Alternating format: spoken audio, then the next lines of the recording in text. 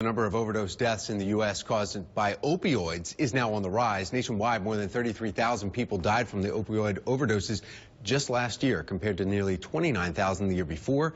CDC suggests that the U.S. is in the middle of an opioid overdose epidemic, and drugs are now the leading cause of accidental death in our country.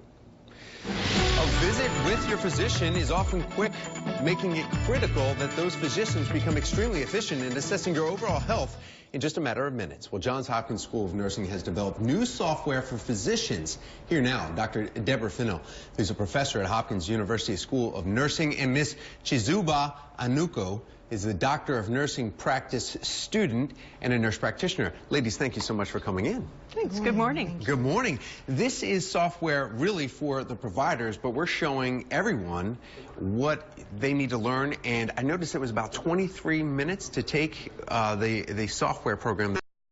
Tell us about SBI assessment. Okay. So SBI stands for screening, brief intervention, and then there's another component called referral to treatment.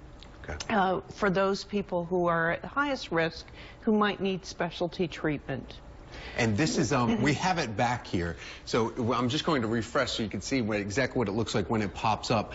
This is software, though, that was created at Johns Hopkins and also the University of Michigan. Is that correct? No, it was actually created by a company in New York City. And it's not just for physicians, it's for any healthcare provider that's going to interact with a patient in a healthcare setting. And the purpose of screening is to identify people that may be at risk because of alcohol or drug use. And then once identified the risk level, we move into a brief conversation.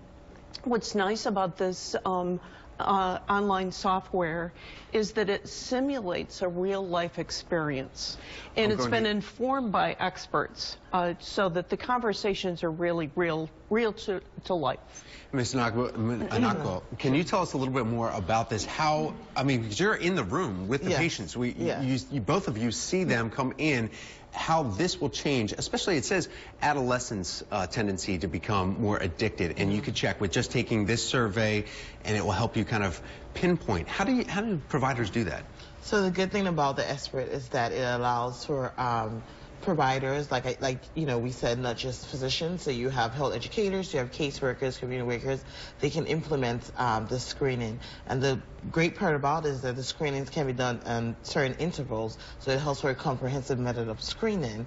And another good thing about the SBIRT is that the behavioral component about it is more like a counseling section. So it allows you to give advice and also feedback for any particular patient. That was my next question. That was crucial, the feedback. So then once you see the providers that actually take it, you get feedback from them and then can change it. This is just one area, I guess, when you're in the office talking with your patients, exactly what you can take. Can this be expandable? Well, absolutely. I think that the nice thing about this is that it allows that conversation that oftentimes doesn't really, the person doesn't come in with, I'd like to talk about my alcohol and drug use, but they come in with a health problem. And by using this strategy, we can make the connection between the reason they came in, their health problem, and potentially the risks that are increased because of their alcohol and drug use. And it's crucial right there. Ladies, thank you so much for coming in. Dr. and Ms. Nako, thank you so much. We appreciate your time. Thank you. Thank you. Thanks for inviting us. Sure. Well, of course, you can get a check on your weather, too, when you're stepping outside. You got to find out exactly